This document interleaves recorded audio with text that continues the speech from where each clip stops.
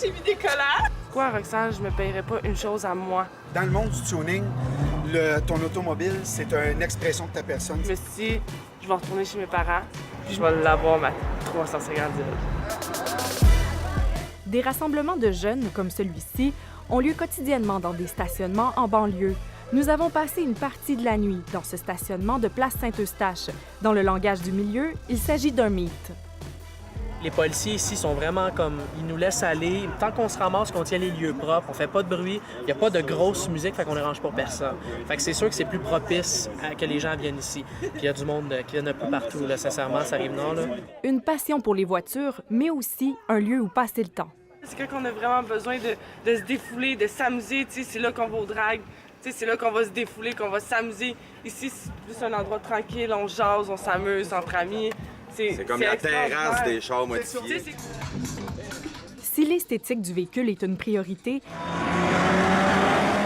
à quelques minutes de là, d'autres poussent leur machine à fond sur la piste de l'autodrome Saint-Eustache. Une initiative qui a pour but d'éviter que les jeunes coursent dans les rues. C'est du drag de rue légal sur une piste de course encadrée. Donc, tu as vraiment tous les éléments de sécurité. Et en dehors de la piste, il ne se passe rien. Tu ne verras jamais dans ces soirées-là quelqu'un faire crier les pneus ou faire ce qu'on appelle un bon vieux show de boucan en dehors de la piste. Jamais. Le monde a un respect vraiment énorme. C'est quand même assez bruyant. On sait que ça flirte avec l'illégal. C'est pas du bruit, c'est de la musique. OK. La musique. On sait que ça flirte beaucoup avec l'illégal. L'univers de la voiture montée. Comment on fait pour respecter les règles tout en vivant notre passion? La ligne est mince des fois, mais c'est surtout c'est de se servir de sa tête à la base parce que modifier une voiture, si on le fait bien, si on le fait dans les règles de l'art, on n'interfère pas avec la sécurité. Au contraire, souvent, on va améliorer la tenue de route, on va améliorer le freinage. Alors là, dire que ça rend l'auto dangereuse, ça serait pas vrai.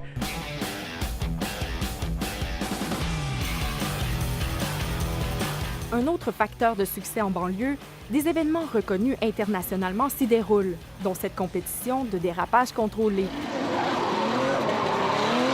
Au moment de notre passage, 10 000 personnes étaient réunies pour vibrer au rythme de leur passion. Mais parfois, le désir d'imiter leurs idoles sur la route dérange. On est dans le stationnement du restaurant Patate 2000 à Laval, à proximité de l'autoroute 440.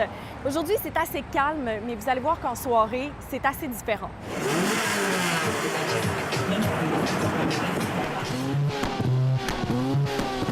Ce rassemblement est organisé tous les lundis. Il serait le plus gros au Québec. Parfois, près de 100 voitures s'y retrouvent. Mais cet été, des dizaines de plaintes ont été déposées à la police pour bruit et vitesse dans le secteur. On a eu des plaintes qui ont commencé à être acheminées à notre centrale 911 en juin. Et puis suite à ça, nos policiers sont venus, ont fait une intervention et puis ont détecté un phénomène. Donc, on a mis des policiers en charge de s'assurer que la sécurité routière aux abords du phénomène soit optimale pour éviter qu'il y ait des gens qui soient blessés. La police de Laval le reconnaît. Elle tolère les rassemblements, mais si dérapage il y a, elle n'hésite pas à intervenir. Ce qui est interdit, c'est... Elle a même réalisé une vidéo pour informer les passionnés des modifications permises sur les véhicules. Même si certains ne respectent pas les règles, reste que d'autres dénoncent les préjugés à leur endroit. Nous autres, c'est pas été illégal ce qu'on aime. On fait ce qu'on aime puis ce qu'on trouve beau. Puis on essaie, dans le fond, de le faire en respectant le plus qu'on peut. Jérémy a 21 ans. Il habite sur la rive-sud de Montréal. Il travaille comme peintre en carrosserie et se définit comme un artiste dans le milieu. Il a investi 40 000 $ dans sa voiture en respectant le code de la route.